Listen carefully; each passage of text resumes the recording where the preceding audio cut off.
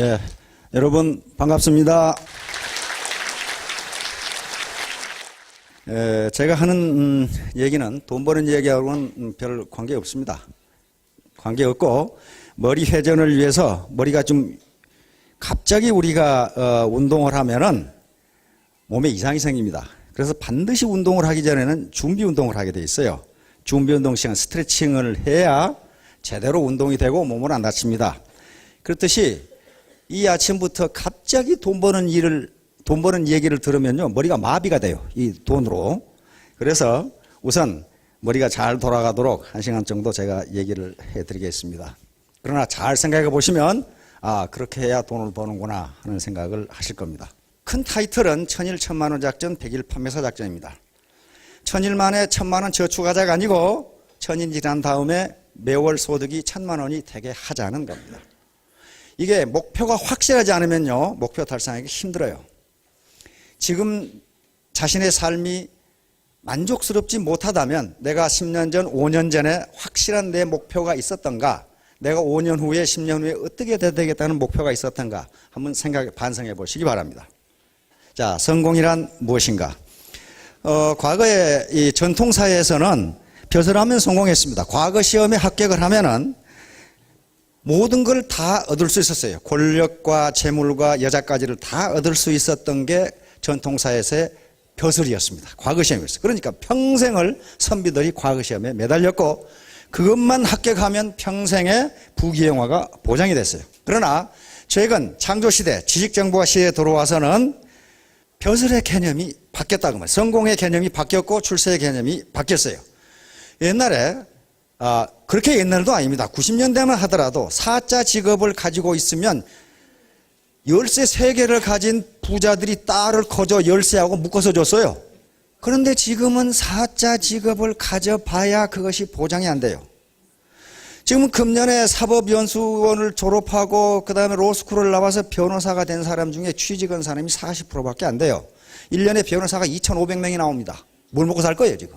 뭘 먹고 살아요? 그 직업 분야에서 경쟁력을 갖지 않으면요, 현상 유지하기가 힘들어요. 사자 직업, 그거 보장 못 합니다.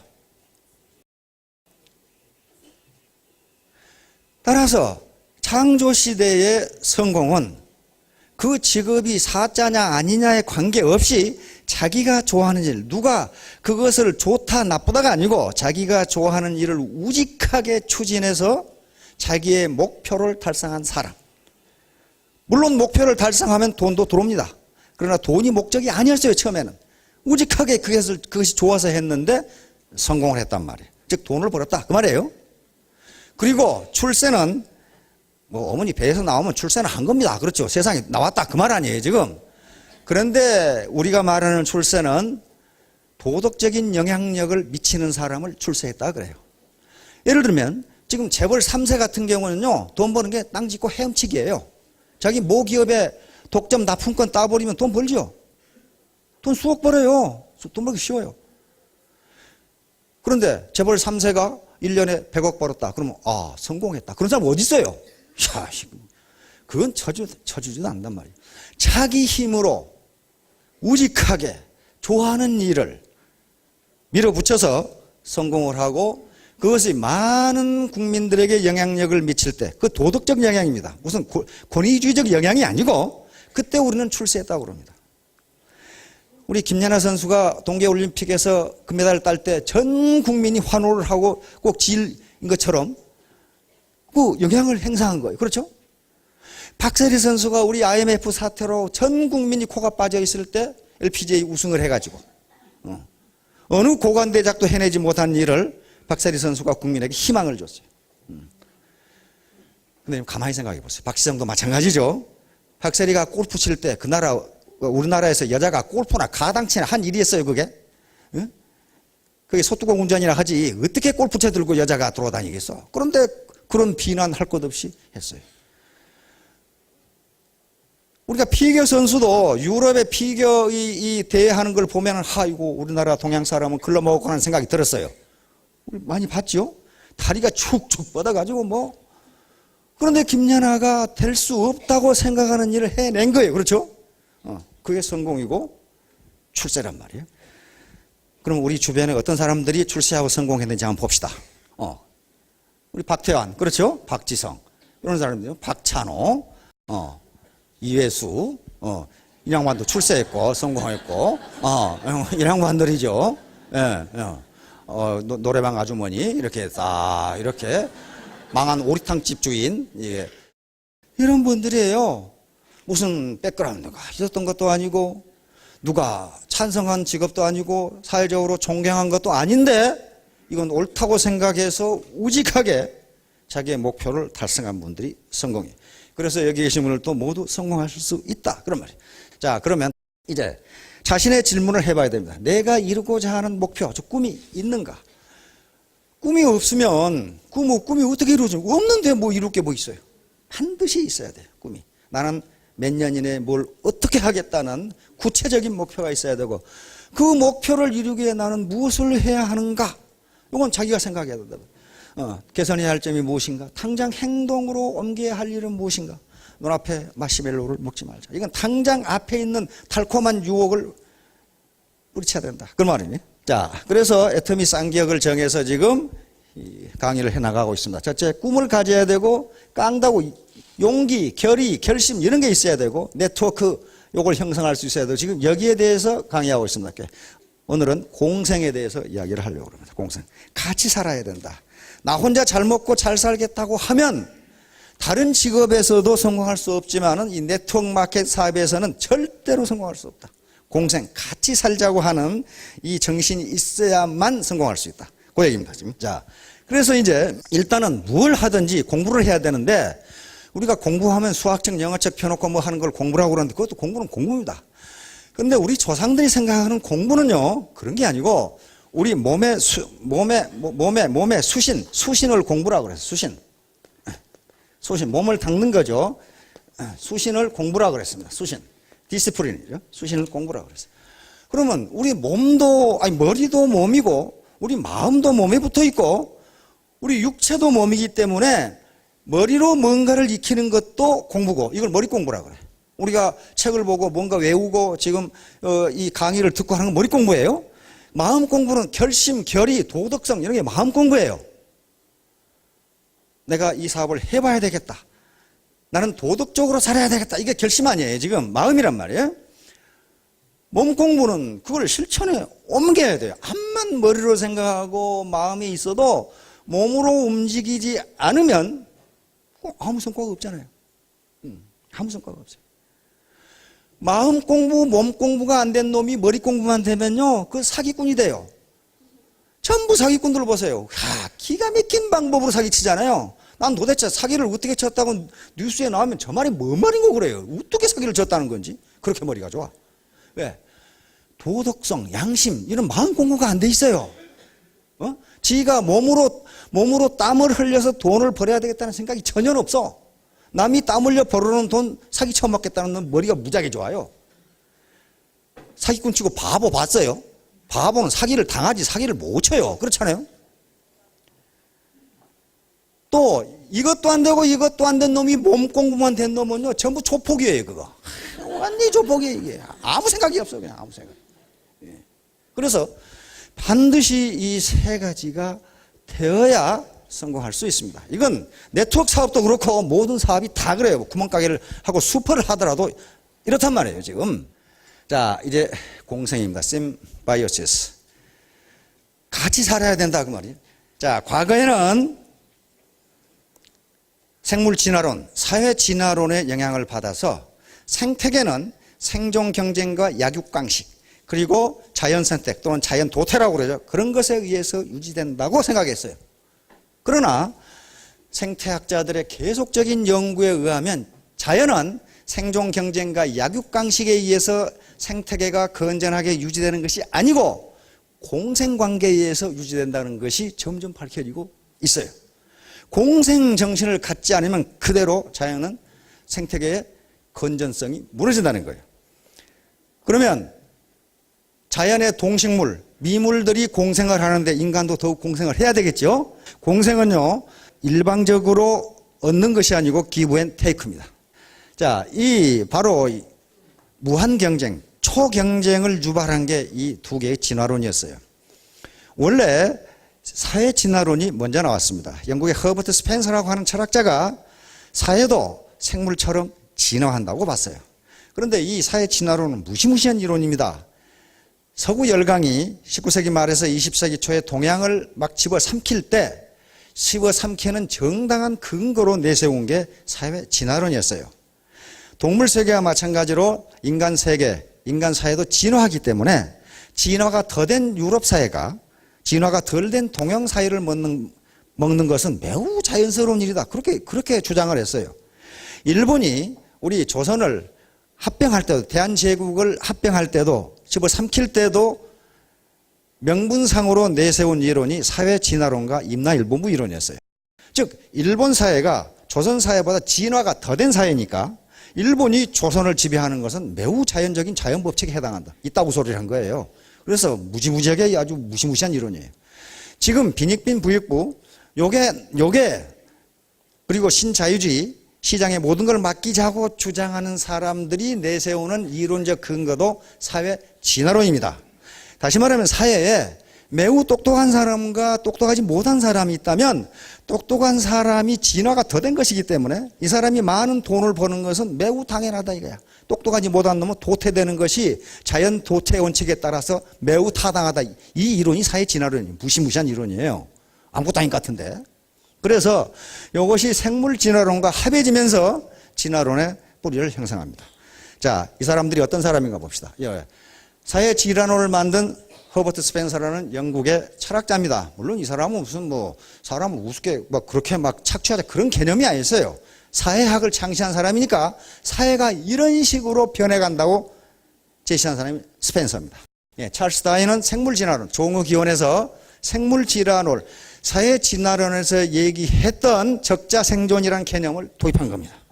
이 사람은 경제학자인데 토마스 엘더스의 경제학자로서 가장 유명한 것은 인구론입니다. 인구론. 식량은 산술급수적으로 증가하는데 인구는 기하급수적으로 증가한다. 따라서 자연은 질병과 전쟁에 의해서 인구를 줄인다. 그러므로 질병과 전쟁은 인간의 도덕적 타락에 대한 자연의 보복이다. 그렇게 아주 무시무시한 소리를 한 사람이에요, 이 사람이. 그래서 여기서 생존 경쟁이라는 말을 씁니다. 인구론에서. 뭐냐면은 식량은 작은데 사람은 많으니 서로 먹기 위해서 경쟁할 수밖에 없지 않느냐. 그 얘기예요, 지금. 그래서 다윈은 적자생존과 생존 경쟁이라는 말을 생물질환에 도입해서 종의기원을 쓴 거예요. 다윈이 먼저 한 게 아닙니다. 자, 다음. 자, 그런데 자연은 그렇지가 않다. 그런 말이에요, 지금. 생태학자들이 계속 연구를 해보니까 자연은 생존 경쟁이나 약육강식이 아니고 공생한다. 자, 이거 곰치입니다. 요거 파란 게 조그만 고개예요. 곰치가 아가리를 벌리고 있으면 요 이빨에 낀 찌꺼기를 요 놈이 청소해 주는 거예요. 청소를 해. 그런데 마침 곰치가 배가 고파가지고 들렁 잡아먹어버렸다. 그럼 어떻게 될 거예요, 이게? 공생관계가 깨집니다. 다시는 속지 않아요. 그러면 곰치는 배가 고파 잡아먹으면 오래 살 것인가? 오래 살지 못합니다. 이빨이 썩어가지고 다른 걸 먹지를 못해서 금방 죽어요. 그러니까 아무리 배가 고파도 잡아먹으면 안 돼. 그래야 공생관계가 유지가 돼요. 요 관계입니다. 요 아가리를 벌리고 있잖아요, 지금. 요건 지금 요 갈라파고스 군대에 있는 이구아나입니다. 요 붉은 개인데 붉은 개가 여기에 붙어 있는 기생충을 잡아먹고 그 대신 이구아나는 새라든가 포식자가 요 개를 못 잡아먹도록 지켜주고 있는 거예요. 공생하는 겁니다. 요건 말미잘입니다. 말미잘인데 이거 청소새우예요. 안에 가서 찌꺼기 기생충 잡아먹고 그 대신 말미잘은 독이 있기 때문에 포식자들이 새우를 못 잡아먹도록 지켜주는 겁니다. 공생하는 거예요. 공생하는 거예요. 그런데 말미잘이 배고프다 확 잡아먹어버리면 어떻게 돼, 이거? 다시는 이 공생관계가 성립하지 않는다고 말이에요. 다음. 이건 집게입니다. 그 개, 소라 껍질을 뒤집어 쓰고 다니는 개 있죠? 그걸 집게라고 그러는데, 요 집게가 여기 발이 이렇게 있는데요. 말미잘이 이렇게 붙어 있어요. 그러면 말미잘은 이게 독소가 있기 때문에 집게를 포식자로부터 지켜주고 대신 말미잘은 혼자 이동을 못하니까 집게가 움직이면 거기 가서 먹이를 먹는다. 그런 말이에요, 지금. 그러니까 성호 공생하는 거예요. 이건 누가 찍었는지 아주 기가 막히게 찍었어요. 이 사슴입니다. 아주 아주 기분 좋아하죠. 여기에 지금 머리가 가려워 죽겠는데 까마귀란 놈이 여기 기생충을 지금 잡아먹어주고 있는 중에 지금 가만히 있잖아요. 아주 순간 포착을 기가 막히게 한 거죠. 아주 기분이 좋은 표정을 이렇게 하고, 이 공생입니다. 다음. 자, 이제 앞에서는 동물과 동물의 공생이었는데 식물과 공생도 아주 광범위하게 이루어지고 있다는 것을 생태학자들은 밝혀내고 있습니다. 요 나무는 자기하고는 아무 관계도 없이 요걸 만드는 요게 뭐냐면 개미집이에요. 개미집을 만들어서 개미를 살게 하는데, 그럼 개미가 여기서 잘 사는데 뭐 때문에 그러냐면은 요 개미가 여기서 살면은 요 나무를 갉아먹으러 오는 벌레를 개미가 다 잡아먹어서 나무가 성하다 그 말이에요. 자기 이파리를 못 갉아먹게 지금 여기다 개미집을 지어준 거예요. 다음. 우리나라에서는 대표적인 게 벚나무입니다. 이 벚나무 이제 유심히 보시면 벚나무에는 반드시 개미가 있어요. 벚나무에는 앞에 수술과 암술 속에 꿀이 있고 요 꽃받침개가 꿀이 있답니다. 그것은 개미 먹으라는 꿈이랍니다. 꿀. 그래서 개미가 그 꿀을 먹으러 올라갔다 내려갔다 하면서 벚나무의 해충을 잡아먹는 거예요. 그래서 벚나무와 개미가 공생하는 겁니다. 이건 벌과 꽃이 지금 공생하는 거죠. 벌은 꿀을 얻고 그 대신 꽃가루 바지를 해줍니다. 다음. 이건 이제 인간과 인간의 공생입니다. 자, 저는 할머니한테 이 얘기를 들었는데요. 어느 한 마을에 장님 총각이 살았는데, 뭐 그 당시 무슨 뭐 장님 개가 있는 것도 아니고 집에 콕 박혀서 평생을 살아야 될 운명이란 말이에요. 움직이도 못하고. 그런데 소문을 들으니 이웃 마을에 안진뱅이 처녀가 있다 이래요. 그래서 중간에 거간 할머니를 두어서 결혼을 타진했더니 결혼을 흔쾌히 승낙해서, 왜냐하면 자기는 눈이 안 버리지만은 다리가 성하고 안진뱅이 처녀는 다리는 불편하지만은 눈이 멀쩡하니까 눈과 다리가 합하면 훌륭한 부부가 된다. 그런 말이에요, 지금. 그래서 결혼을 한 겁니다. 그래서 이제 평생 안진뱅이는 걷지 못해서 집에 있었고 장님은 눈이 안 보여서 집에 있었는데, 장님이 안진뱅이 신부를 얻고 신부가 눈 노릇을 하고 장님이 다리 노릇을 해서 세상 구경을 나가는 모습입니다. 신부가 좌로 가세요, 우로 가세요, 돌이 있습니다. 그리고 경치를 설명해줘요. 왼쪽에 꽃이 피고 오른쪽에 시내가 있고 산이 있고. 그러다가 한참 가다가 목이 마르려고 힘이 들어서 옹달샘가에서 물을 먹으려고 했는데 안진뱅이 신부가 보니까 아니 황금 막대기가 있는 거예요. 황금 막대기가.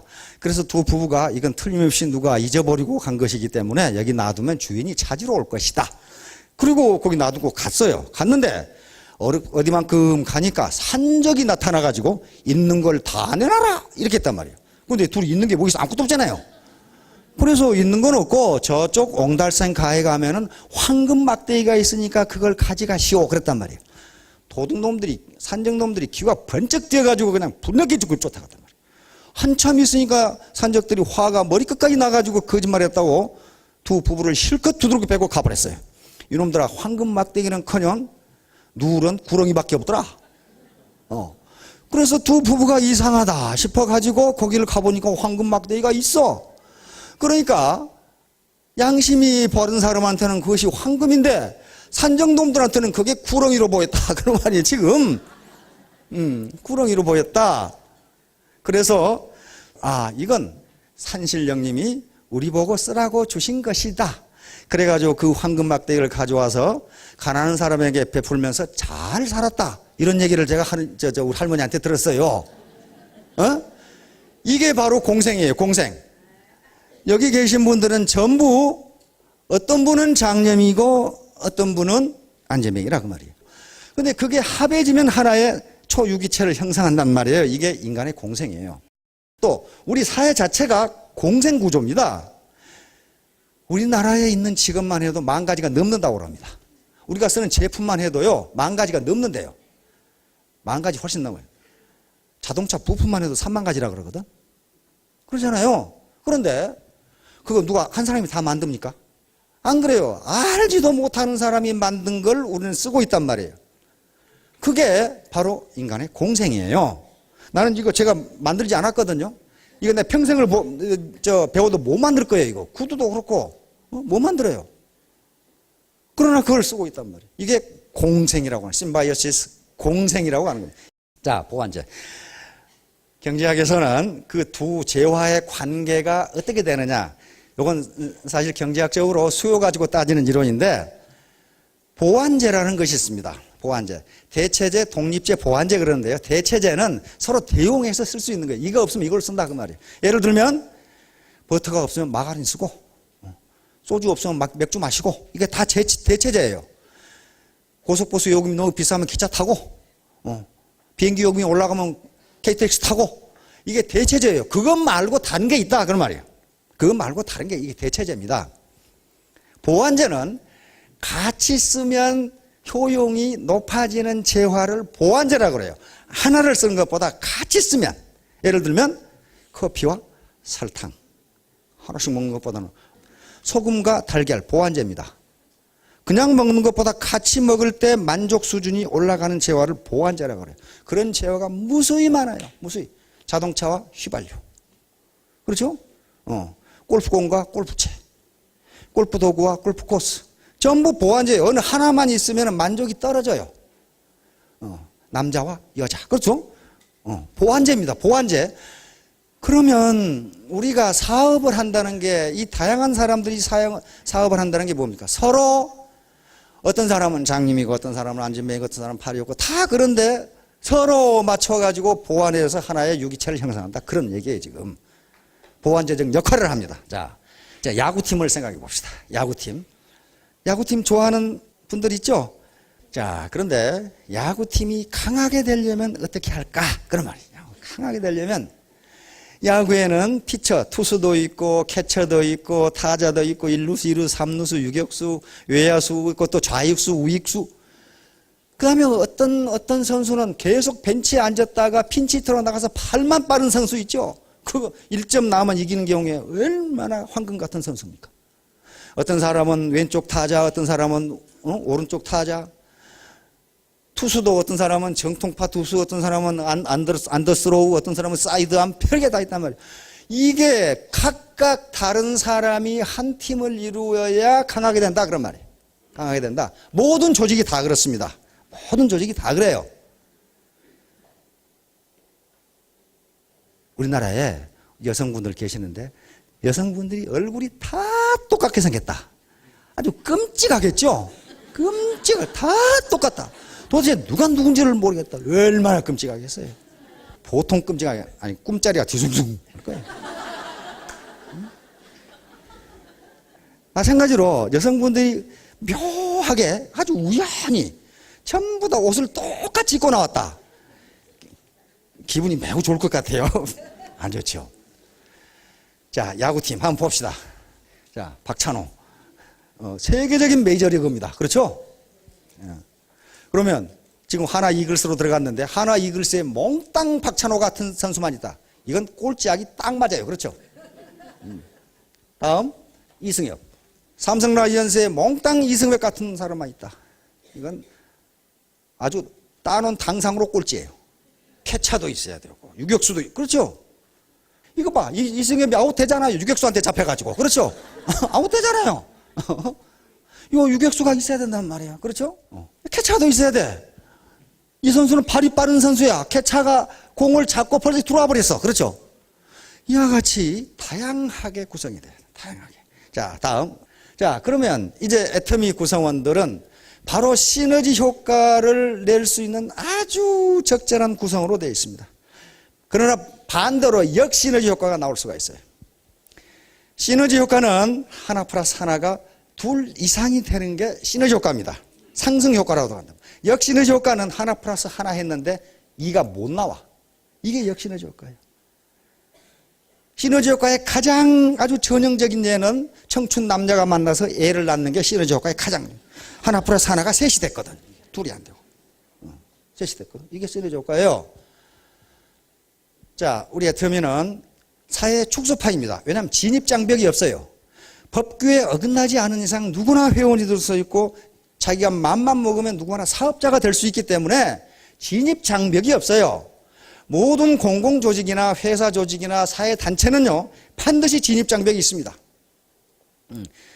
연령, 나이, 경력, 학력 그런 것들에서 전부 구성이 돼. 예를 들면 재향군이네. 군대를 안 갔다 온 놈이 재향군에 들어갑니까? 못 들어가요, 거기는. 그렇죠? 회사의 사업 모집 보면은 무슨 전공자, 몇 세부터 몇 세까지. 그게 반드시 있어요. 남녀 구별 있고. 그런데 애터미는 그 진입장벽이 없기 때문에 사회를 그대로 축소해놓은 것과 똑같아요. 연령, 종교, 학력, 경험, 기술 다 들어올 수 있다. 그러니까 이렇게 다양한 요소로 구성되면 시너지 효과가 나올 수가 있어요. 그러나 이게 나만 잘 먹고 잘 살아야지 이렇게 되면 반드시 역시너지 효과가 나옵니다. 그건 정확하게 조직이론에서 정확하게 그렇게 나와요. 자, 그러면 요 시너지 효과와 역시너지 효과를 가장 잘 설명한 게 누구냐 하면은 영국의 조지 버나드 쇼라는 사람이에요. 조지 버나드 쇼. 참 괴팍하게 생겼죠. 영국의 시인이자 극작가이면서 당대를 풍미했던 아주 시닉한 풍자적인 인물입니다. 노벨 문학상을 받은 인물입니다.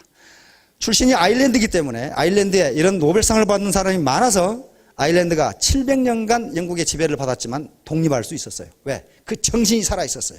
이 문인들, 지식인들이 있었기 때문에 그렇습니다. 어느 미모의 댄서가, 미모의 이 여배우가 조지 버나드 쇼에게 편지를 보냈다고 합니다. 그 편지는 있다고 그래요. 당신의 그 뛰어난 머리와 나의 이 탁월한 미모가 합해져서 아들이 나오면 머리 좋고 잘생긴 아들을 낳을 수 있지 않겠느냐 하고 청혼을 했어요. 그러니까 버나드 쇼가 당신의 그 돌 같은 머리와 내 이 못생긴 얼굴이 합해지면 못생기고 돌머리 같은 아들이 나오면 어떡할 거냐 이렇게 답변을 했단 말이에요. 앞에 케이스는 시너지 효과입니다. 좋은 점만 닮았어요. 아주 명석한 머리 그리고 탁월한 미모를 가진 여배우 얼굴을 닮으면 그 아들이 나오면 어떻습니까? 이 아들은 프리미엄을 얻으면서 세상을 살아갑니다. 장동건 같이 잘생기고 머리도 엄청나게 좋다. 이건 1 플러스 1이 3이 돼버려요. 그러나 반대로 얼굴도 못생긴 놈이 머리도 돌대가리다. 이렇게 되면 어떻게 되겠냐 이 말이에요. 이게 역시너지 효과입니다. 역시너지 효과예요. 그럴 가능성이 있다 이 말이에요 지금. 시너지 효과가 나올 수도 있고 역시너지 효과가 나올 수도 있다. 그런데 조지 버나드 쇼에게 이런 편지를 보낸 사람이 당대 유럽을 휩쓸었던 이사도로 덩컨이라는 무용수였다고 늘 그래요. 자, 이사도로 덩컨. 현대무용을 창시한 현대무용의 효시가 되는 사람이 이사도라 덩컨입니다.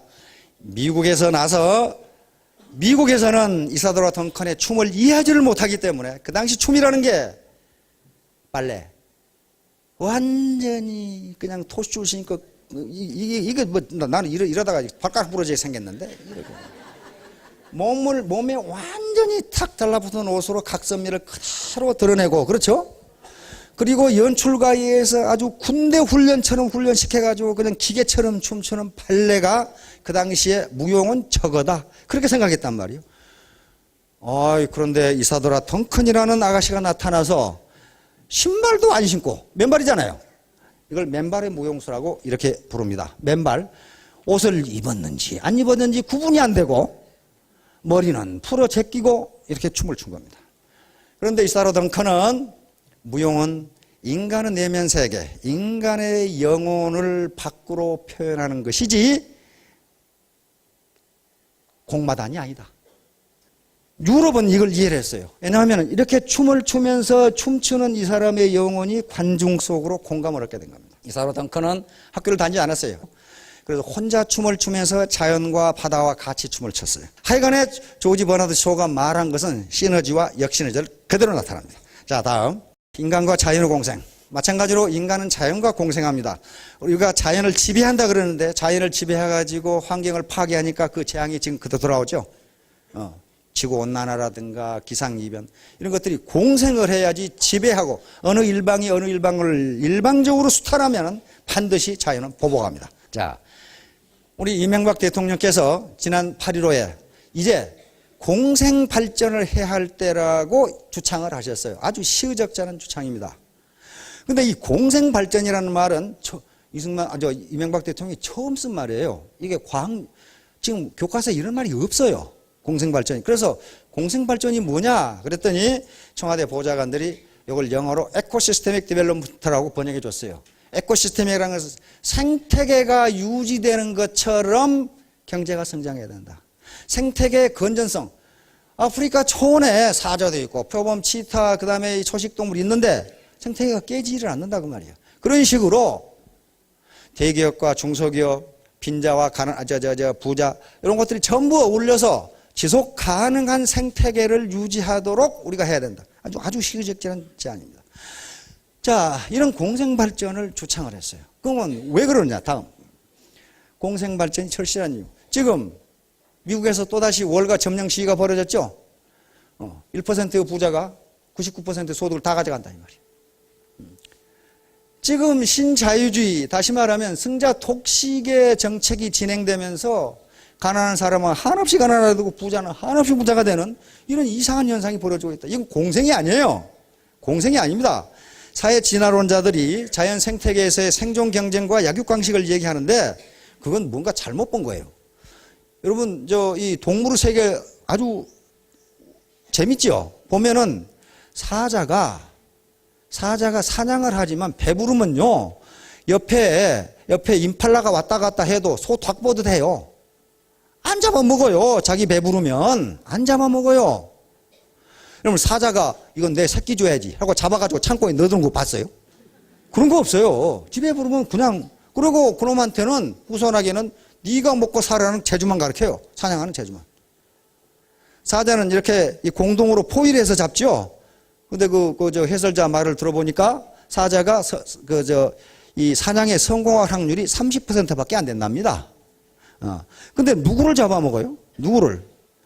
잡아먹혀야 할 놈만 잡아먹어요. 다리를 다쳤다든가. 이건 혼자 살아갈 수가 없어요. 또는 뭔가 병이 들었다든가. 이런 놈들만 잡아먹어. 왜? 다른 놈들은 잘 뛰거든. 잘 뛰어가니까 못 잡아먹어요. 그러니까 생태계가 건전하게 유지되도록 해야 된단 말이에요. 지가 먹을 것 이상은 해치지 않는다 그런 말이에요. 해치지 않는다. 그리고 거기는 기회균등이에요. 기회균등. 사자 아들이라고 해서 뭐 특혜가 주어진다 그런 게 없어요. 그러나 인간 세계에서는 지 먹을 걸 말고 증손자까지 먹을 걸 감춰놓고 또 벌어 또 가지가. 이게 생태계의 약육강식하고는 전혀 달라요. 전혀 달라요. 그리고 기회균등이 주어지지가 않아요. 절대로 기회균등이라는 말이 있는데요. 기회균등은 되지가 않습니다. 되지가 않아요. 자, 그렇듯이 공생발전을 지금 하지 않으면요, 사회가 혼란해질 가능성이 있습니다. 특히 우리나라는 이게 유교적 원정주의가 지금도 많이 남아있기 때문에 그럴 가능성은 적어요. 그러나 서구 사회는 이미 영국에서 폭동이 일어났고 프랑스라든가 미국에서 폭동이 일어나면 어떻게 됩니까? 온 상점을 약탈하고 불질러버리고 그렇죠? 그게 하층민들의 분노거든요, 그게. 우리도 그렇게 되지 않으려면은 이명박 대통령이 선언하신 것처럼 공생발전을 모색하지 않으면 안 된다는 거예요, 지금. 자, 그래서 애터미는 반드시 공생발전을 해야 됩니다. 나만 잘 먹고 잘 살겠다고 생각하면요, 그렇게 되면 좋은데 문제는 안 된다는 거예요. 안 돼요. 왜냐하면 이게 네트워크니까 휴먼 네트워크란 말이에요. 인간 그물망이에요, 지금. 휴먼 네트워크예요. 휴먼 네트워크인데 인간 그물망이에요. 인간 그물망. 어떤 한 개인이 그물을 형성하는 게 아니고 각각의 개인은 하나의 그물코에 불과하단 말이에요. 그러면 그물코가 연결돼서 하나의 그물을 형성하는데 나는 나 혼자 할 거야. 그거 안 되게 돼 있어요, 그건. 그건 논리적으로 안 되게 돼 있단 말이에요. 그래서 여기서 공생하겠다는 생각이 없으면요, 같이 살아야 되겠다는 생각이 없으면 자기도 못 산다. 자기도 못 살아요. 자기도 절대로 못 삽니다. 그렇게 잘 살면 좋은데 절대로 자기도 잘 못 살아요. 반드시 함께 살자. 상생하자. 상생. 서로 너도 살고 나도 살고 상생하자. 그런 얘기. 자, 다음. 공생과 화이부동. 생태계가 유지되는 것은요, 몇 년 전에 우리나라 세계 생태학자들이 모여서 세계적인 세미나, 논문 발표를 했는데 그때 대타이틀이 뭐였냐면 미국이라든가 전 세계 생태학들이 다 모여서 하버드에서도 오고 그때 대타이틀이 화이부동이었어요. 화이부동.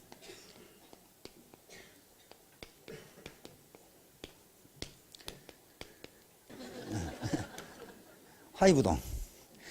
자, 이 화이부동이라는 말은요, 논어에서 가장 유명한 말 중에 하나입니다. 논어에 나오는 말씀이 있고 공자님이 하신 말씀입니다. 이 앞에 뭐가 붙어 있냐면요, 군자 그랬어요. 군자. 군자 화이부동. 군자는 오늘날 개념으로는 신사입니다. 신사, 젠틀맨. 신사는 화합하되 동은 부안해동입니다. 부안해동하지 않는다. 다시 말하면 자기 이익에 따라서 여기 간에 붙었다, 쓸개에 붙었다 그런 짓 않는다 그런 말이에요. 자기 주체성과 주관도 없이 누가 옳다 그러면 그러자 그러고 그쪽으로 가고 누가 배팅하자 그러면 그러자 하고 이게 부안해동이에요. 부안해동. 신사는 결코 그렇게 하지 않는다. 화합하되 그 말이 요 조화를 이루되 화합하라 짜죠. 요 이는 빠십니다. 빠 그러나 화합하되 부동 부안해동하지 않는다. 요 동을 한 가지 동자 같을 동자니까 이것을 화합하되 같지 않다 이렇게 해도 맞습니다. 예를 들면 아까 야구단 박찬호, 이승엽, 이대호 여러 사람이 있는데 같지가 않아요. 그렇죠? 같지가 않아요. 임무도 다르고 기능도 다르고 저런 거 다 다른데 이렇게 부동하지만은 화합, 팀워크를 이루지 못하면 안 된다 그런 말이에요. 지금 다 똑같은 놈들이 있으면 안 된다는 거예요. 그런데 논어에는 또 이제 반드시 대꾸로 되어 있습니다. 소인은 오늘 같으면 비신사적인 놈이 소인이에요. 소인은 동의부라 이렇게 돼 있어요. 부안해동하되 화합하지 못한다. 계속 헐뜯고 저놈이 잘못한 이유 이렇게 난다. 자, 생태계 유지는 바로 공생은 화이부동에서 나옵니다. 여기 지금 다 다르시잖아요. 연령도 다르고 얼굴도 다르고 경험도 다르고 학력, 경력, 건강상태, 남녀, 성은 다 달라요. 부동한 거예요. 부동. 같지가 않아요. 부동. 같지가 않아요. 부동. 같지가 않습니다. 같지가 않지만은 뭘 해야 된다고요? 화합을 해야 된다. 화합하는 거예요. 화합을 하자요. 화합. 시너지 효과가 나오려면 화이부동을 해야 됩니다. 동의불화 상태에서는요, 역시너지 효과가 나옵니다. 다 똑같은 놈들이 패거리 만들어가지고 네가 올래 내가 올래 그러면 반드시 역시너지 효과가 나. 자, 화이부동. 여러분들이 이건 논어에 나오는 말이니까 논어에 나온 말씀 중에 화이부동은 안다. 그렇게 하면 안동에 가서 어르신들을 만나도 어이구 젊은 사람이 참 많이도 아십니다. 이렇게 돼요. 에? 화이부동. 자, 그럼 애터미 사업의 공생관계. 그럼 어떻게 공생할 거냐? 이건 원칙을 지키는 수밖에 없어요. 왜? 경험과 사고방식, 인식구조가 다 다르기 때문에 내 방법이 옳다고 주장하기 시작하면요, 화합이 되지를 않아요. 결코 안 됩니다. 뭔가 기준이 있어야 돼요. 그렇죠? 그래야만 화합이 될 수가 있어요. 전부 제 방법이 옳다고 그러고, 난 이것보다 이게 낫다고 생각해. 그런 사람 많아요, 지금. 많아요. 그런 분은 여기 없어요. 밖에 돌아다니고 있어요, 지금. 밖에 돌아다니면서, 그거 들을 거 없어. 내가 더 잘 알아. 그런 사람이 있어요. 야, 근데 물어보면 아무것도 몰라. 아무것도 몰라. 그래서 원칙을 반드시 지켜야 돼요. 원칙은 자연법칙입니다. 원칙은 누군가가 만들어서 그냥 쭉 놔둔 게 아니고 자연법칙을 그대로 지키지 않으면 뭔가 교통정리를 해줄 수 있는 기준이 없으면 결코 화합할 수가 없어요. 전부 사고방식이 다르고 지금까지 살아온 경험이 다른데 어떻게 그 화합이 되겠어요? 자, 공생관. 그럼 공생하려면 어떻게 되냐? 공감을 하지 않으면 공생하겠다는 생각이 나오질 않아요. 공감은 어디서 나오냐? 역지사지입니다. 역지사지. 자, 어르신들은 다 하실 거예요. 역지사지. 역지. 이거 바꿀 역자입니다. 처지. 처지를, 입장을 바꿔놓고 한번 생각해 본다. 그 말이에요. 입장을. 서로 갈등과 이견이 있을 때에 저 사람이라면 나는 그러면 어떻게 했을까를 한 번만 생각해 봐도 이것이 큰 다툼으로 번지지는 않는다. 그 말이에요. 전부 상대방 입장은 배려하지 않고 제 생각만 하니까 결국 싸움하고 애터미는 좋은데 저 새끼 보기 싫어서 못하겠다고 나간단 말이에요. 왜냐하면 자기 입장만 생각하니까 지금 그렇단 말이에요. 역지사지라는 말은 굉장히 중요한 말입니다. 이 서로 입장을 바꿔놓고 생각 안 해보면 공감을 할 수가 없잖아요. 저는 뭐 때문에 저런 얘기를 하는지 이해할 수가 없어요. 그래야만 잘해보자는 얘기로구나. 결국은 서로 잘해보자는 얘기야 지금. 잘해보자는 얘기인데 뭐가 다릅니까? 접근 방법이 다를 뿐이에요. 그렇죠? 그러니까 서로 소통하고 입장을 바꾸어서 생각해 보면 공감을 하고 공생할 수 있는 정신이 나온다. 그런 얘기예요. 자, 그래서 이제 같이 성공을 해야 되겠는데 이것을 실천하기 바랍니다. 우선 드레스업, 옷을 깨끗이 단정하게 입고 특히 여성분들 얼굴 화장도 좀 하시고 나는 얼굴 화장 안 해도 이뻐. 뭐 그럴 수도 있어요. 있는데 하버드 대학에서 여자 10명을 놓고 테스트를 했죠. 최근에 했어요. 화장을 완벽하게 하고 조금 덜 완벽하게 맨 끝에 쌩얼 이렇게 했어요. 하버드 대학생들이 건달들 아닙니다. 세계 최고의 대학생들인데 교수가 요 여성들을 보고 학생들에게 지나가면서 보고 누가 가장 능력이 있는 여성인 것인지 고르라 그랬어요. 근데 기묘하게 화장을 한 순서대로 나왔어요. 화장을 안 한 쌩얼 가진 사람을 제일 무능력한 여자라고 봤어요. 다시 말하면 아무리 지적 감각이 뛰어나도 인간의 첫인상은 속일 수가 없다는 거예요. 속일 수가 없다는 거예요. 첫인상이 좋으면 그때부터는 어떻게 하느냐? 그 사람에게 잘 대해요. 잘 대면 어떻게 합니까? 내가 이분에게 잘 대하면 이분이 나에게 불친절하게 대하겠어요? 잘 대하겠죠. 그러면 사람들은 뭐라고 생각하느냐? 내가 사람 보는 눈이 있어. 그런단 말이에요. 사람 보는 눈이 있어 그런 게 아니라 내가 잘 대해주니까 잘 대해준 거예요. 기브 앤 테이크예요. 공생이에요 이게. 내가 기분 좋게 대해주는데 이 사람이 성질 내는 법이 있어요? 내가 이 사람에게 성질 냈는데 이 사람이 좋게 대해주겠어요? 그러니까 성질을 냈는데 성질을 내면 그러면 그렇지. 내가 잘 봤어. 그런단 말이에요. 잘 본 게 아니에요. 자, 그래서 드레스업. 이건 뭐 좋은 옷을 입으라 그런 건 아닙니다. 깨끗하고 단정하게. 클린업. 몸과 마음, 환경을 깨끗이 하자. 그 다음에 쇼업. 이렇게 나타나자. 그 말이니까 매일 가서 사람을 만나자. 집에 가만히 있으면요. 우울증밖에 안 와요. 사람을 만나야 돼요. 만나면 대면 효과라는 게 있습니다. 그냥 전화로 한 것하고 얼굴을 보고 하는 것하고는 전혀 달라요. 그건 심리학적으로 이미 다 증명된 사실입니다. 특히 누군가와 커피라도 한 잔 마시면서 대화를 이루면 훨씬 잘 된다는 보고서가 많아요. 무슨 의학적으로 뭐가 나온답니다. 여기서 머리에서 엔돌핀인지 도파민인지 하여간 뭔가 나온대요 여기서. 그래서 총각들이 아가씨들 꼬실 때 아가씨 시간이 있으면 차라도 한 잔 해서 따라오면 거의 50% 성공이랍니다. 그런데 식사라도 한 번 그렇게 되면 거의 100% 성공이에요. 밥을 먹는 동안에 뭔가 많이 나온대요. 이 호르몬이. 그래서 쇼업하라는 게 만나서 얘기하는 게 페이스 투 페이스. Shut up. 그래서 입 닥쳐. 그 말이죠. 말 너무 많이 하지 마라. 왜? 상대방에게 말을 하도록 해주라. 우리나라 여성들, 남성들요.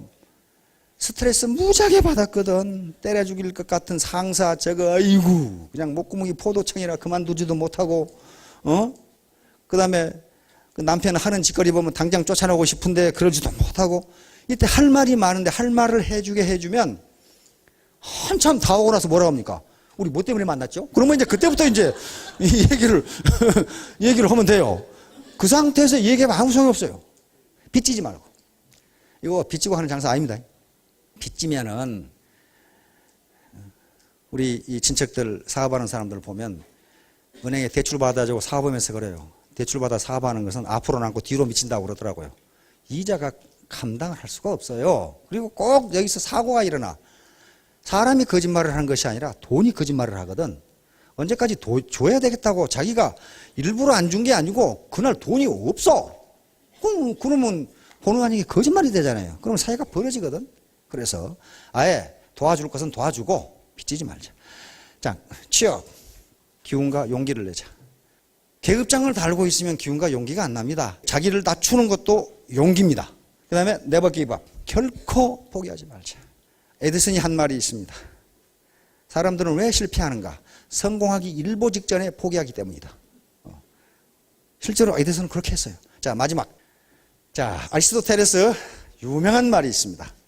제비 한 마리가 왔다고 법이 되는 것은 아니며 하루 실천으로 행복한 사람이 되는 것은 아니다. 아까 세븐업이 있고 우리 사업이 있는데 하루 열심히 했다고 성공하는 것은 아니다. 그런 말이에요, 지금. 아리스토텔레스는 사람이 행복하게 되려면 중용우도를 실천해야 되는데 좌로나 우로나 치우치지 말고 중용우도를 실천해야 되는데 하루 그거 했다고 행복해지는 것이 아니다. 계속 실천해서 몸에 배이면 비로소 행복해진다 그랬어요.